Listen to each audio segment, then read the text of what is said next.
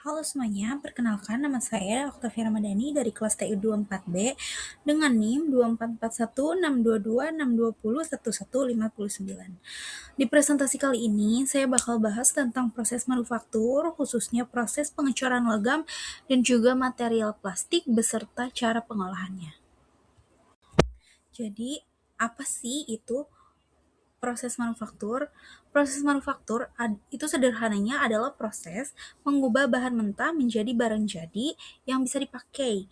Contohnya kayak besi yang diolah jadi spare part kendaraan atau plastik yang dijadikan botol dan peralatan rumah tangga. Tujuan utamanya tentu supaya produksi jadi jauh lebih cepat, lebih rapi, dan bisa dibuat dalam jumlah yang banyak.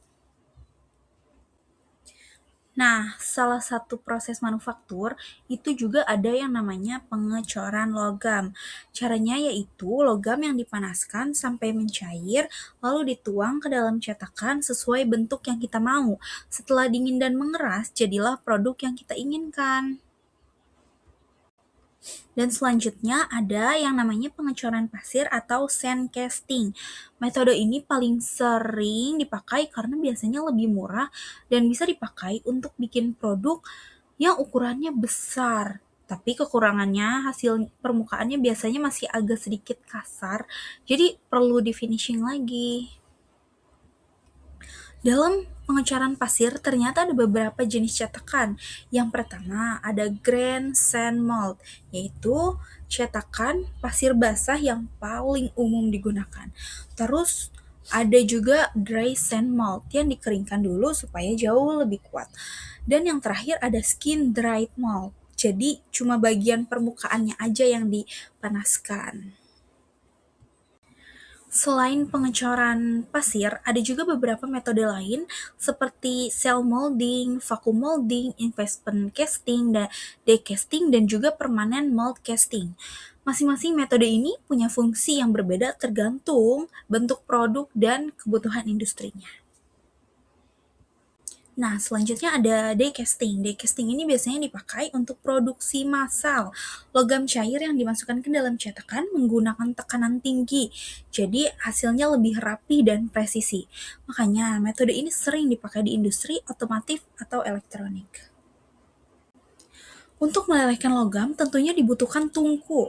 Ada beberapa jenis tungku seperti cupola furnace untuk besi cor, crucible furnace untuk logam non-ferro, lalu electric arc furnace untuk menggunakan listrik, dan induction furnace yang biasanya memakai medan magnet. Dalam proses pengecoran, kadang hasil produk juga bisa mengalami cacat. Contohnya seperti retak, rongga udara, atau logam yang tidak terisi penuh. Biasanya hal itu terjadi karena suhu yang kurang tepat atau proses pendingin yang tidak stabil. Di sini saya juga menampilkan nama-namanya ya, nama-nama cacatnya. Selain logam, material yang sering dipakai di industri adalah plastik. Plastik itu apa sih? Plastik adalah material sintesis yang mudah dibentuk menggunakan panas dan tekanan. Plastik ini termasuk material yang ringan, gampang dibentuk, biaya produksinya jauh lebih murah. Karena itu, plastik hampir dipakai di semua bidang, mulai dari rumah tangga sampai otomotif. Plastik punya banyak kelebihan, misalnya ringan, tahan korosi, dan mudah dibentuk. Tapi plastik juga punya kekurangan, yaitu kurang tahan panas dan kekuatannya masih jauh di bawah logam. Plastik dibagi menjadi dua jenis utama. Yang pertama ada thermosetting, yaitu plastik yang kalau sudah mengeras tidak bisa dilelehkan lagi. Yang kedua ada termoplastik, yaitu plastik yang masih bisa dipanaskan atau masih bisa didaur ulang. Sebelum dibentuk menjadi produk, bahan plastik biasanya dicampur dulu dengan bahan tambahan seperti perwarna atau pengisi. Setelah itu masuk ke tahap pembentukan sesuai dengan produk yang ingin dibuat. Yang pertama ada pencampuran bahan, pembentukan, pencetakan, dan mendapat kualitas material sesuai yang diinginkan. Gitu. Di sini ada proses cetak, tekan, dan transfer. Cetak, tekan, dan cetak transfer. Kalau cetak tekan, plastik yang dipanaskan lalu langsung ditekan ke dalam cetakan. Sedangkan kalau misalnya cetak transfer itu bahan yang dipanaskan dulu, baru dipindahkan ke rongga cetakan. Bisa dipahami? Nah, kalau misalnya injection molding ini mungkin yang paling terkenal. Plastik cair yang diinjeksikan ke dalam cetakan dengan tekanan tinggi. Metode ini cepat banget dan cocok produksi massal seperti botol, mainan, atau casing elektronik. Nah, kalau misalnya konstruksi biasanya dipakai buat bikin produk panjang, seperti pipa atau kabel, sedangkan cetak rotasi itu digunakan untuk membuat produk berongga dengan cara memutar cetakan sambil dipanaskan. Cetak tiup atau blow molding biasanya digunakan untuk membuat botol plastik.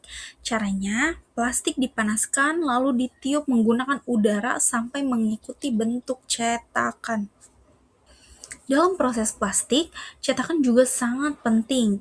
Cetakan dibuat sepresisi mungkin supaya hasil produk rapi dan ukurannya sesuai.